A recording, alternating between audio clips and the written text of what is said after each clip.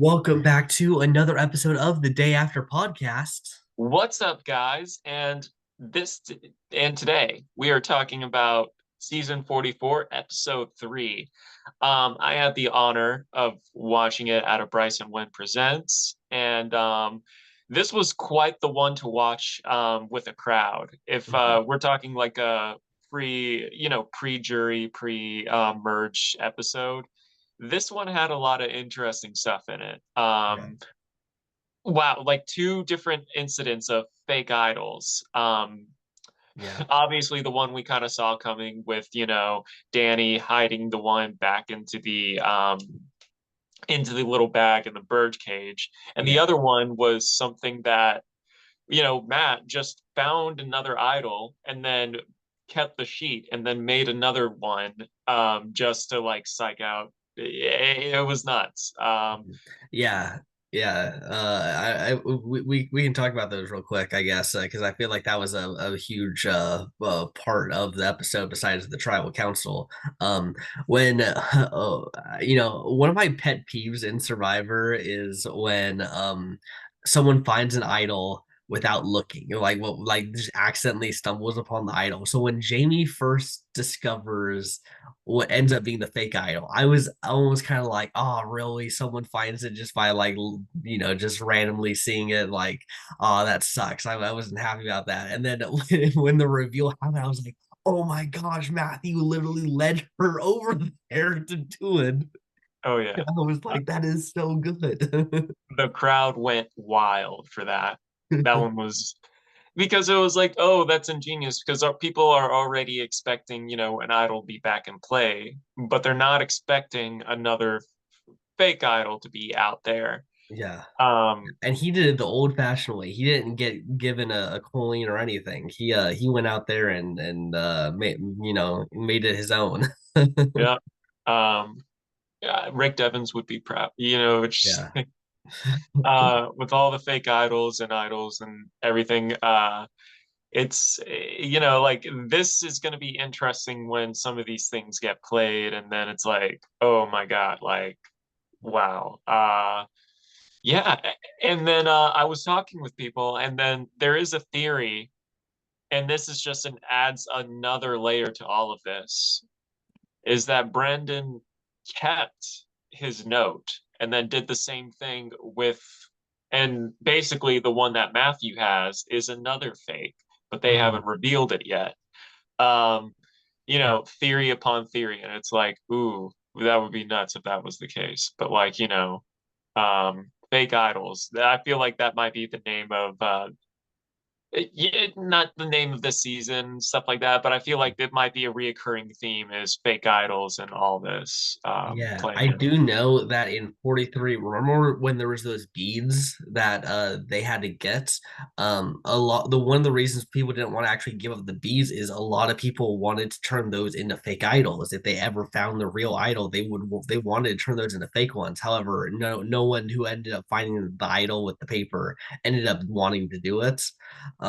So there is a very real possibility of like a lot of people out there right now have already had that thought of, they gave us some stuff already that could easily be turned into idols. Let's do it. So, Makes or sense. last seasons, I think because that twist kind of stopped that from happening completely. I think now we're seeing it being able to happen because they're not having to worry about that.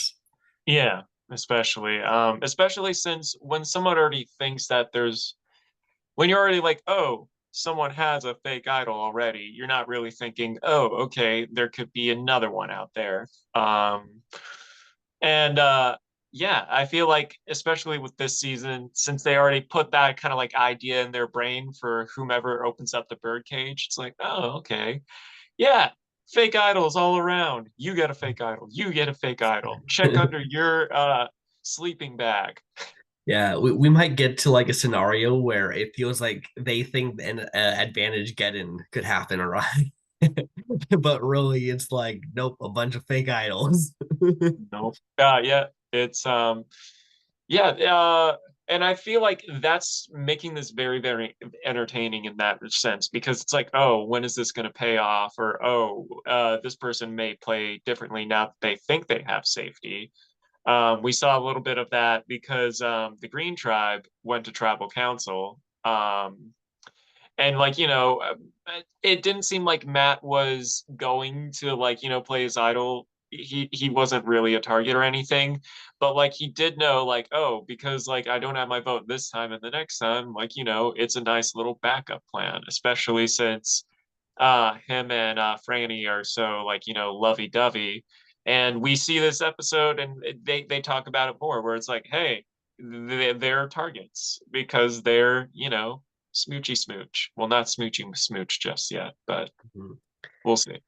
Yeah, yeah. I think honestly, Matt finding that fake idol might have actually saved them because it made the idea of targeting Matt in this scenario actually a lot more risky for some of these people. Yeah. So Danny definitely, I think, threw Matt a bone without realizing he was helping him out there. Uh, Yeah.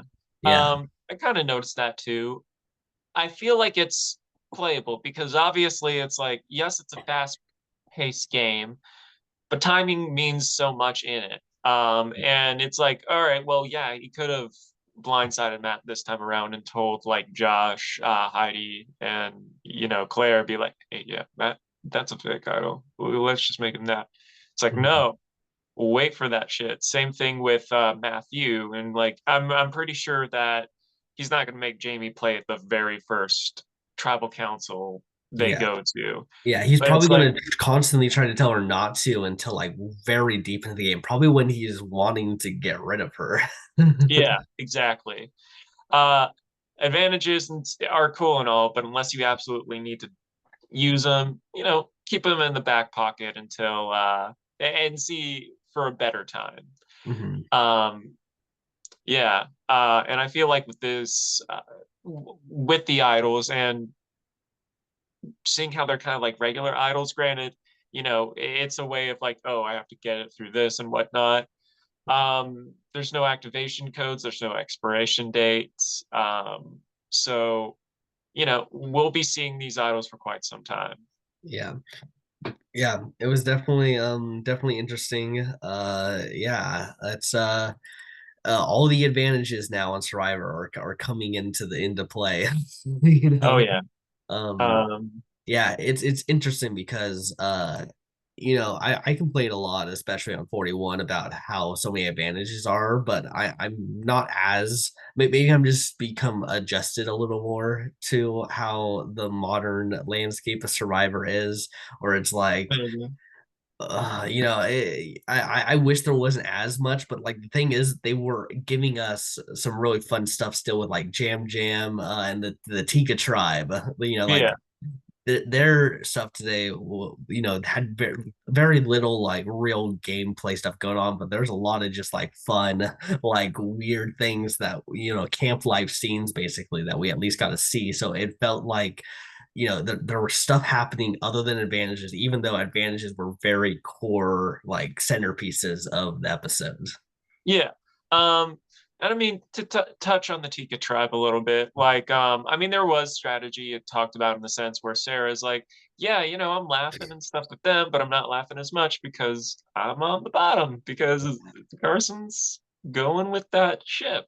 Uh Mhm. uh and so like you saw her like sweat a little bit when it came to like that. And it's like I liked how she was like, we just need some challenges that are tailored made to like little Tika tribe. The it's like they're aware that it's like, oh, okay, we may not have all the buff guys or the strong swimming ladies and all that, but like we're nerdy and we got some power.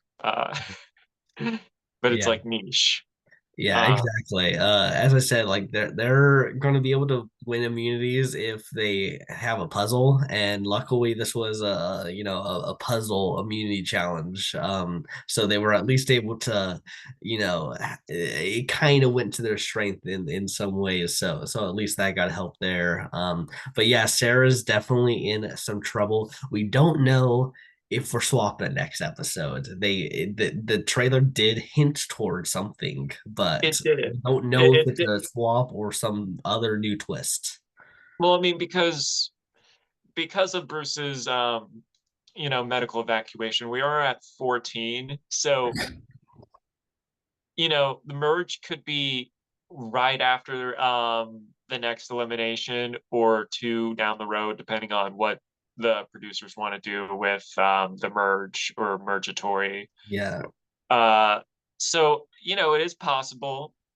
I'm not sure how all that would play out. I think because they're doing this fast-paced game, it would definitely throw them for a loop. Yeah. Um, Yeah, I could see remember Cambodia did a swap with only one tribal council and then they merged. So yeah, it is actually they're not against having a doing one that. tribal council swap. Yeah. We'll see. I don't know. Like, there's so many different ways this can go about, and I feel like for some contestants that might benefit them. Well, actually, I feel like the only person that really benefits from that is like Sarah right now. Yeah. Yeah, and with that, and that's why I'm thinking we are maybe getting that swap because they really kind of set up, I think, her story of just like she needs to, Stay alive. like yeah, they have to win basically. Like she's on the bottom, like no one's really wanting to work with her, and they love. Survivor loves when they have a swap episode, the episode right before, to have someone who seems like nothing is going right for them, and really kind of paint that as this is going to be like her saving grace is by having this swap. So Yeah. I definitely think that they've kind of set that story arc up for her right now. But also, if we don't, maybe it's just like one of those scenarios of she ends up just going out right, just one immunity short of making the merge or the mergatory part. I don't. I mean, be honest. I think Sarah needs you. I've lost three people in a row. When it Yeah, came yeah, to you've had a very rough go already. I'm you got the guaranteed one, and then I was like, oh no. It's yeah. like, eh, Well, what's so interesting? So I think that the three people who have I think Helen, Maddie, and who we now just lost, Claire. I was actually very high on all three of them I mean, Claire was middle before of the the pack game. for me. But because I drafted in the way of like I was literally just going off of people who I think are going out. Like we haven't really lost the people who we think can't win the game yet. We've only lost people who we thought could win the game. Well, I mean, here's the thing about Claire. Um, I know preseason and stuff, a lot of people were like, hyping her up and stuff. Mhm. But if we were looking at the actual gameplay and stuff, and they made it a point, Jeff was like talking to her too. It's like, she kept sitting out of challenges. And I know Yeah. like that worked wonders for Sandra and stuff like that. But, when you stop and think about it, it's like, huh. And they made a point of it. It was like, huh, we're all busting our ass and stuff like that. And then she, just goes about her day. Like, Mhm. she's, you know, everyone's surviving the elements and whatnot. But most people also have to go through the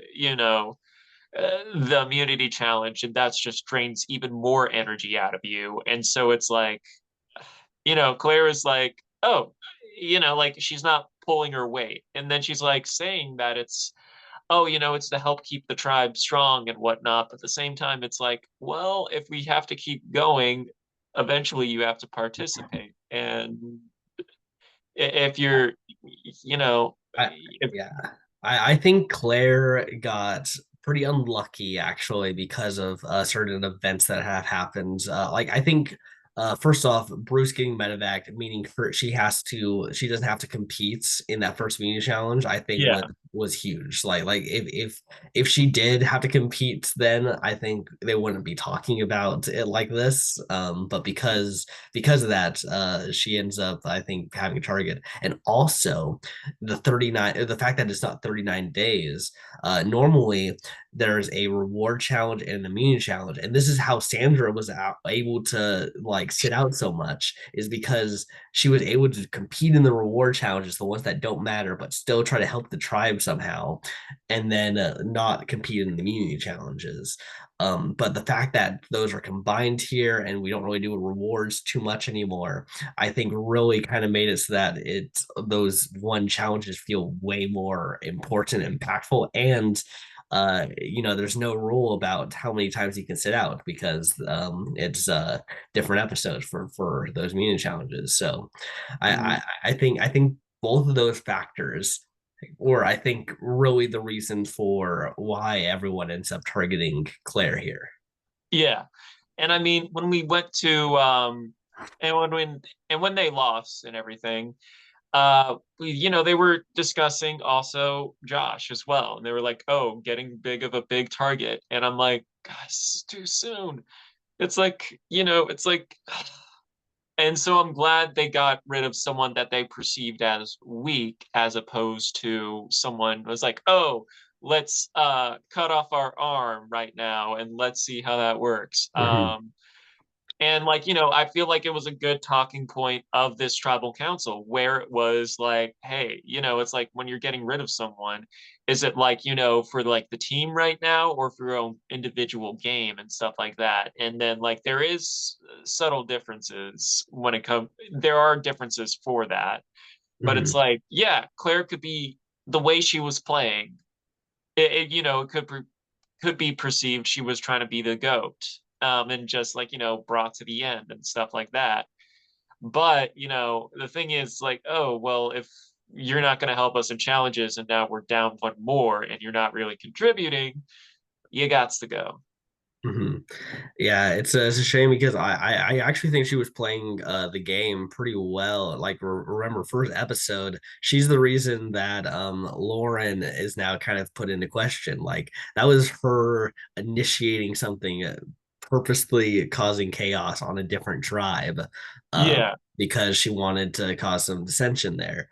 Um, and I think she just figured that a lot of people are not going to want to be around like the Matt and Frannies of like they why would you let a showmance continue. I think that was actually. her idea, but unfortunately the rest of the tribe wasn't as in that idea as they were. I mean, yeah, it's you got like Danny. I think Danny really pulled all the weights on who was going home, who everyone was just going to Danny. Like Danny Yeah. was the person. And I mean, Danny, he is definitely the puppet master on the Green Tribe. Yeah, and no one thinks it, which is so crazy. They think Because he's dumb. the thing is, it's like we're going to call this the buffoon strategy or Mhm. the usual suspect strategy, whatever. And it's like, and it's not something that's unfamiliar before.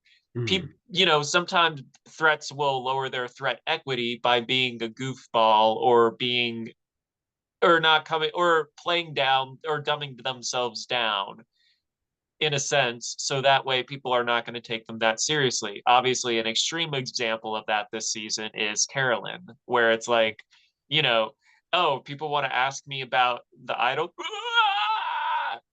And they're like, good talk.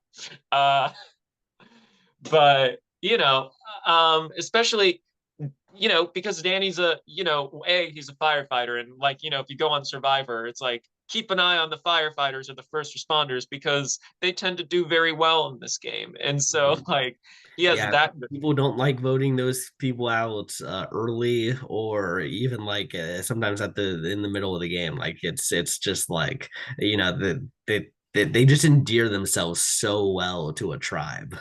Yeah, I mean it makes sense. And then when it comes to usefulness to the tribe and stuff, because like first responders for the most part. especially I would say firemen in the sense like, that the shit they have to carry, like, those firemen suits and stuff when they have to go in there and do the shit, like that is a lot of stuff that they are having on them, on their person. So they're being weighed down, they're in dangerous situations. It's a very physically demanding job, and it's also something where, when it comes to endurance, assessing different situations, like making split decisions, it does condition you for something like Survivor in the sense of like, okay, I need to make split decisions. Okay, I need to assess the situation, and okay, endurance, Mhm. and being under high stress situations. Yeah, exactly. So, yeah, right now I'm actually pretty high on Danny. I think he's Sam. definitely in a very good position. I think out of your people, I definitely think he's got the highest win equity right now of I being able will to pull it off. say, I will say, I was going to save him for last, but let's talk about Kane. Yeah, okay. I will also say real quick, I've been down on Kane. I've been down on Kane for a bit here. He has actually made it past where I thought he was going out, which would be either the third or fourth boots. Which now in my mind, he now goes much further because he survived the part that I thought he was going out there. So, and he had a great confessional. He only had one confessional this episode, but But it was setting him up as a hero. well, I mean, there's a few things about Kane because, like, I was rooting for Kane. Like, I was telling everyone, was like, yeah, Kane's my friend. One person was like, one person was like, oh yeah, actually that's a smart decision. And I was like, if we weren't already in the middle of the episode, I would have filmed her say that just for me, like passive aggressively, like, hey Joe, guess what? People don't think I'm crazy. Yeah. But Hey, no. the guy who predicted Mike Gabler to win has predicted Kane to win. All right. So there could be some there could be, like perhaps, lightning can strike twice. I mean, we at the end of the day, when we do our little breakdowns and whatnot, it fundamentally speaking, we have a 1 in 18 shot or 1 in 20, whatever they plan on doing, because we don't know how they're actually going to be and stuff like that. And a lot of it is luck, tribe chemistry, et cetera, et cetera. And it is nice that this episode, what they started off, when we go to the Ratu tribe, they're singing the Canadian, national anthem, and they're having a good time. And then I know like Kane seemed like on the outs at last episode, but when it was this week's episode, it's not that, when he's given his D&D monologue and stuff like that, and then he's saying us five knights versus all the thing, and it's like, he really sees everyone as a team. And could that bite him in the butt in the sense of like of being loyal and stuff like that?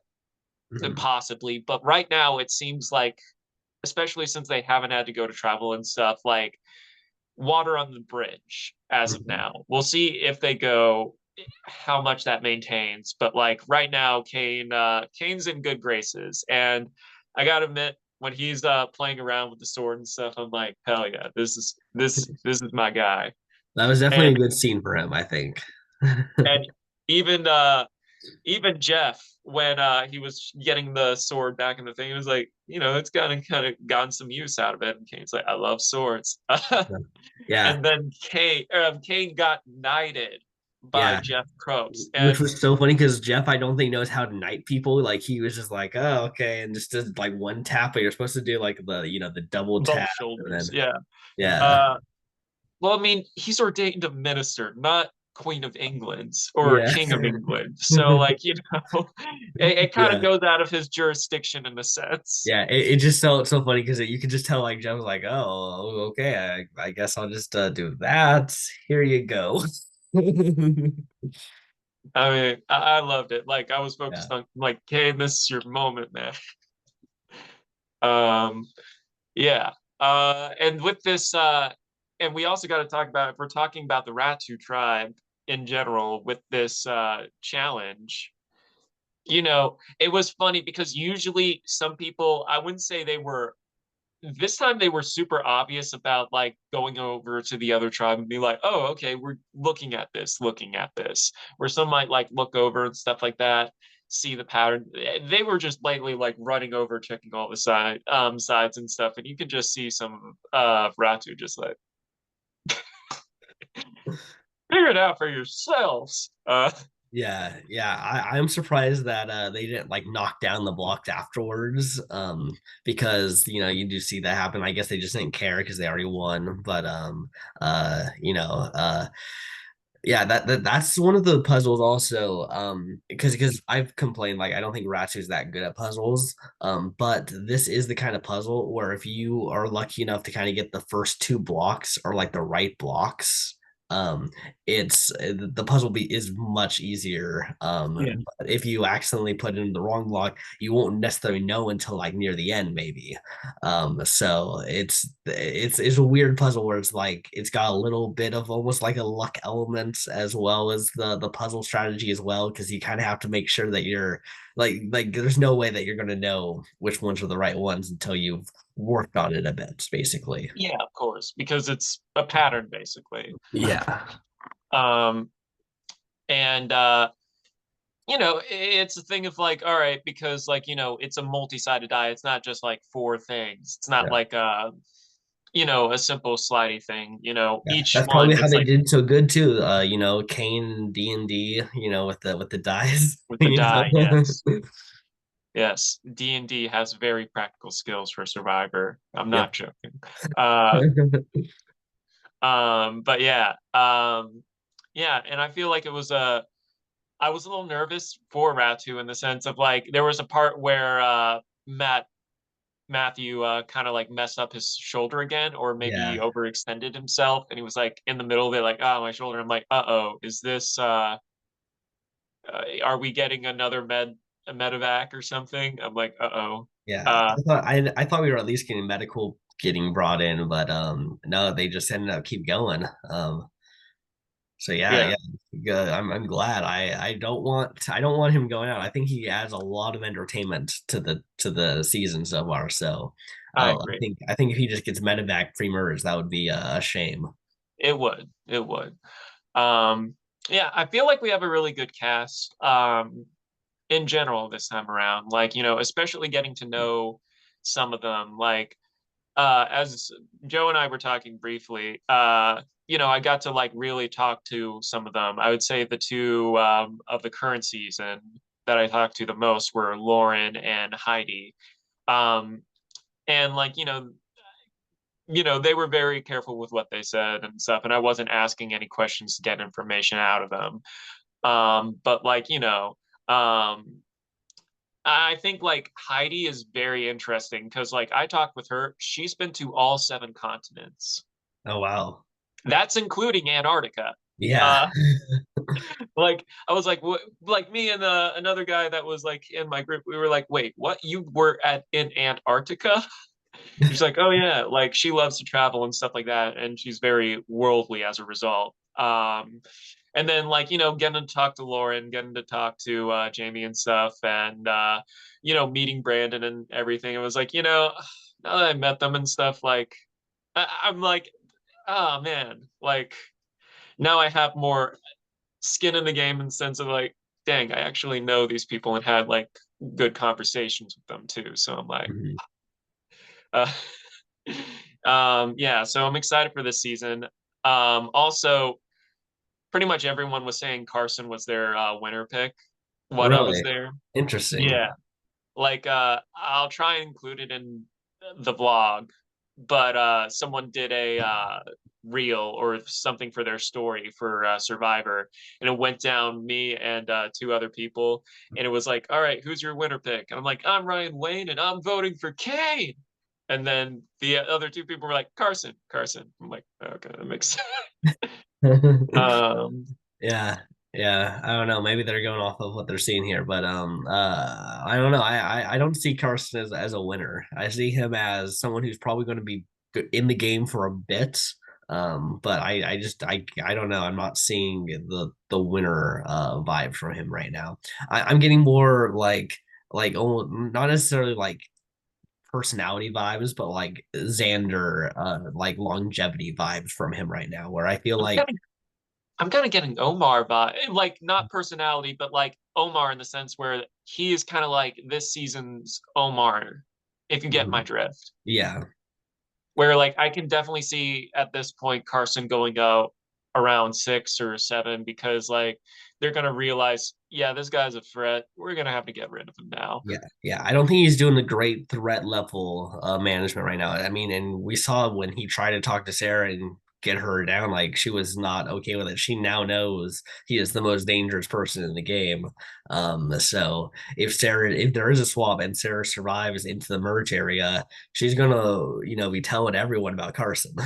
Yeah, I mean like when threat equity is always challenging, especially uh when the numbers are kind of low and Mhm. like you know there's nowhere to hide in a 6 person tribe and like they really only had 5 people. And then it's like if we're looking at the MVP, he's the one that's kind of like really been kind of, I would say, talking the most, doing the most strategy. He was kind of, I don't want to say the swing because like it would have ended up in a draw, Mhm. but like he did have influence over that vote. And we all know that the swing vote is kind of like where the power truly lies in that sense. And Yeah. yeah, so he definitely has, he's trying to downplay it as much as he can, but at the same time it's hard because due to the circumstances of what he's had to go through on the tribe, where losing someone who's a big physical teammate and then going to tribal council in the same episode and being like, hey, we also have to get rid of someone else. And Mhm. so, oh, not the same episode, but like then one episode later. And then sometimes it's a little hard to manage threat equity this early on because when you're kind of perceived as the underdog out of the out of the 3 tribes, you kind of have to. You don't have the luxury of like managing threat or being able to like not go your hardest because it's like, look, if I don't go hard on this, I might be going home, or we might have to go to tribal, and that weakens us all.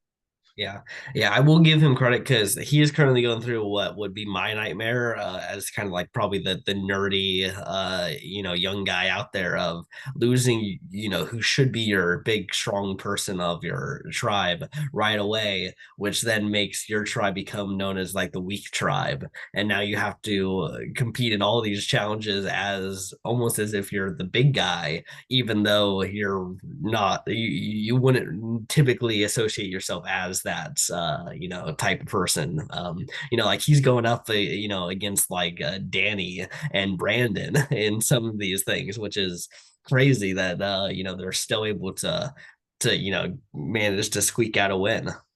Well, I mean, this one, other than moving the block, it wasn't as physical of a challenge as others were. Mhm. I would say, like, honestly, I mean, like, they had to move the block and knock the key off and then go underneath the, log. So it wasn't, strength didn't play too much of a factor into this one.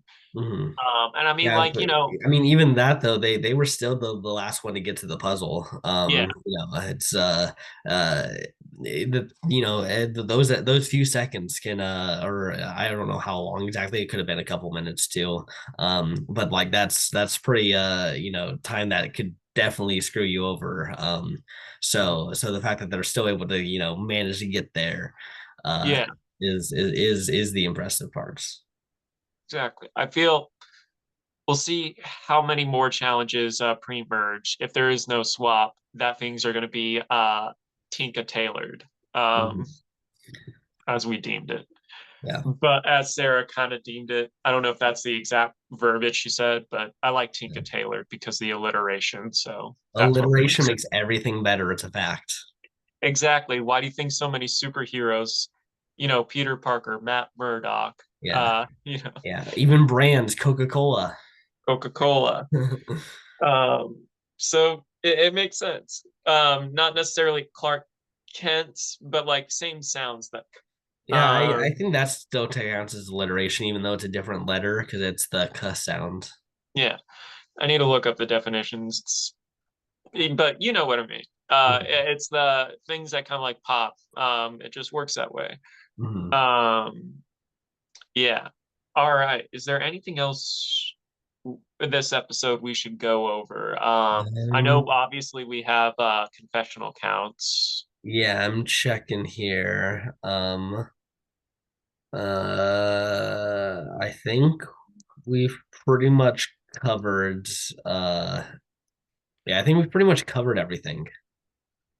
Um, did we talk too much about tribal council? I felt tribal council was almost just like It was what rather straightforward, and I think yeah. we talked about the main points. If it's like, all right, individual game versus team game, especially pre-merge, and it's like what might be better in the long term may not be best now. Yeah. It will be funny though. They swap and it's like, oh, we got rid of Claire because we wanted to keep our team strong, and then we swapped. Well, thing is, you can't always count on the tribe Yeah. swap being a Yeah, thing. yeah, I know. I'm just saying, like looking back, like how upset would Claire be? It's just like you did what?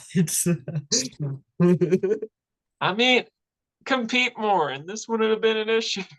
Yeah, yeah. This is a lesson now for every Survivor player. You have to at least compete in one immunity challenge in the pre-merge. Yeah. Um. All right.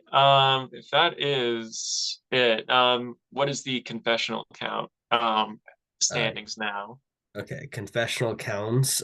So let's see. Right now, the highest confessional goes to Matt's with 17. You said Matt. Yeah, yeah, Matt, not Matthew. Matt from the Green Tribe. Okay. I heard Max at first, so like that's why I was a little thrown off. But like Matt, that makes sense, especially with this episode being a very Green Tribe oriented one. I love how I remember the names of the other two, but for the Green Tribe, I'm just like Green Tribe, Yeah, yeah, the Soka tribe. Soka. I've learned them now. I did not know the first two episodes. I've got it now. All right, now I know Soka. uh, All right. Ooh, so yeah, Matt's highest. Next is Brandon actually with 16. But mostly that's because of that 14 confessional premiere, and now he's only had one episode for the next two. Um, then you got Carolyn with 15. Um, and then interestingly, we got the rest of Tika with 13 confessionals. interesting. Also with 13 is Matthew, the other Matt there. And then you got Danny with 11. And then you got Franny and Lauren with 10. Okay, so Kane has some work to do. Yeah, Uh, yeah. He's actually doesn't have a lot of confessionals. He's got 9, so he's one lower than the ones I just named. But yeah. don't worry, he's gonna rack them up, and he's gonna make it to jury at least. Yeah, I'm hoping. I mean, I think he's very interesting and entertaining. I am a little concerned only in the fact I think he's very entertaining and we're not seeing a lot of him like not a crazy amount. So I'm definitely wanting more out of him. I feel like part of it too, because the last two episodes they didn't go to tribal, Mhm. and so that always plays a factor. And I would say I forget what the other scene that Ratu got last this week's episode was, Matthew and Jamie and the whole fake idol stuff. So like, the thing is it's like on a regular episode, usually each tribe gets like two different like sections and then a third one if they're going to tribal council. Mhm. And that might change if they have like, something where Card Shark Island or Prisoner's Dilemma, or the one where you have to take a thing out, whatever we're calling it this time around. Mhm. But it's one of those things where there's only so much screen time they can give out. And even talking with contestants who are watching their stuff like live and all that and know the whole story, don't know where things are going and stuff is like, it's like, oh, like it's interesting to see like what they keep and stuff like that. Because like so much has happened that we don't see. Yeah, exactly, exactly. Speaking of things we don't see, you want to know who has the lowest amount of confessionals? Is it Josh? It is Josh, and can you guess his confessional counts? 7. That is very optimistic of you. He currently 3. has he has four. He has four.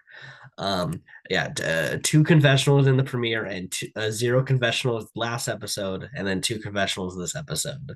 Yeah. I mean, which I was like, this is part of the reason why I was like, because I knew he was going to get targeted kind of early on because he does seem like a altogether like well-rounded contestant. Mm-hmm. And I'm like, that like I would put him higher on my list than that in that reserve, but like that's why I had him at 11. I'm like, I can see him being perceived as a threat. He's a Yeah. doctor. He's He built. seems like someone, especially if there is a merge, like he's going to be someone that I think this tribe will be very okay with throwing him to the wolves. Um, Yeah. and I think everyone will be okay voting him out because of what you just said. He's a big threat. So I personally can't see him making it much further than the merge.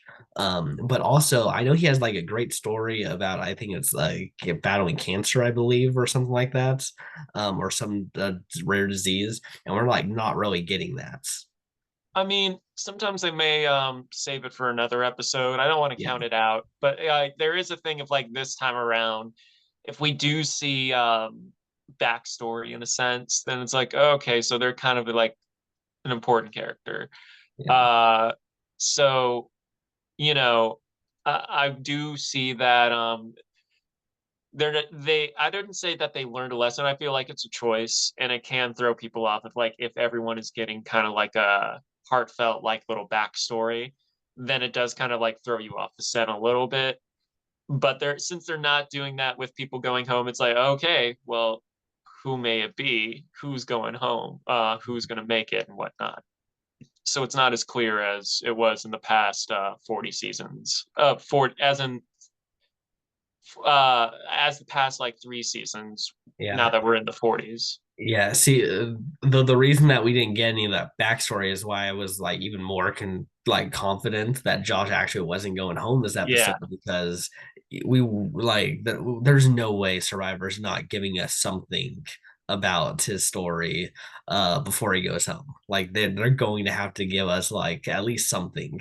Like they're not just going to have this guy who has like the whole heartwarming story that's like, oh my gosh, I can't believe he's out here, and have him not talk about it. yeah, yeah. But yeah. I think that pretty much is everything. Yeah, Overall, I think this was a fantastic episode. They played smart, which I was worried. After episode 2, I'm like, I'm a little worried about this cast if they were going to make sound decisions all the way through. But like the Soka tribe kind of restored my faith a little bit. I'm like, okay, okay.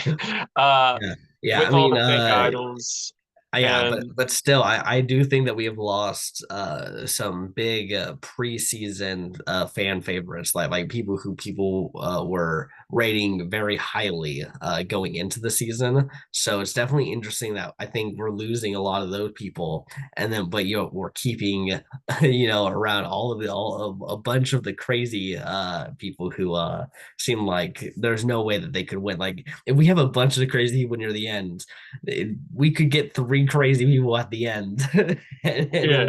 it'll be nuts. We'll see. I mean, I will say, yeah.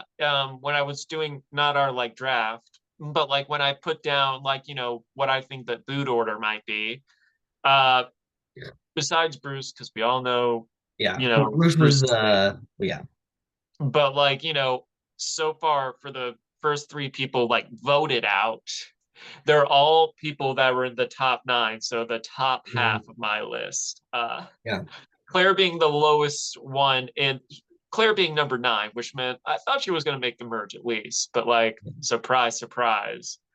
Yeah, but we still got a lot more gameplay. I still have some really cool peeps left, so not all is lost for me. Maybe I might not do so well in the point department, but Yeah, something yeah, this is tells me definitely going to be, I think, me running away with the points so far. But it could always change. I could lose the next three. I mean, I'm just Tika, man. Tika. Yeah, I think honestly, all four Tika, who I have all four Tika members right now. Yeah. I think they're all making the merge. Like I do think Sarah's going to weather the storm and survive. I'm just like, I'm not disputing anything can happen on the show. Like I thought the green team was never going to go to Travel Council. I Yeah. was proven wrong this episode. Yep. Uh, so like I'm not going to count that out, and I can see that happening. It's just if there is no tribe swap in the next two episodes, and it's something a bit more strength based or something where it's a lot more physically demanding. It's like it could wreak disaster for that tribe. But we don't know. We don't know what Survivor has in store. And then also, it does sound like Carson may be going to, you know, be the one. I don't know if it was just editing in the sense of like, okay, we're just going to put Carson's VO over someone going into the back and pulling something out. Which is also a reason why I don't think we're going to be getting a tribe swap next episode, Mhm. because if we're doing that as well as a tribe swap and stuff like that, it might be too clustered. So we'll see. Hmm. Yeah, it's gonna be interesting. I mean, I could see them literally opening up with having that after tribal like talk and then going straight into the next morning with a boat coming over and now they're all getting brought over to go do the swap and that's kind of kickstarts the episode. I could see them doing something like that. Maybe I'm not counting that out. Yeah, because it seemed like they were very shocked that something was coming, which means that it's probably the day after Podcast. yeah, day after podcast. Look at that. So No, the day after the tribal. So it's probably the morning after because that would make them be shocked, like what's happening? Like we just like something just happened. We just voted someone off. Why are we now boarding onto a boat? we'll see. We'll see. Yeah. All right, guys. I hope you enjoyed this episode. Stay tuned. The vlog should be coming out soon. I just got to edit a little bit. But yeah, this was a fun episode, and I hope you guys enjoyed. And yeah, Okay, sounds good. Yeah, have a good one, and we will see you next week. peace.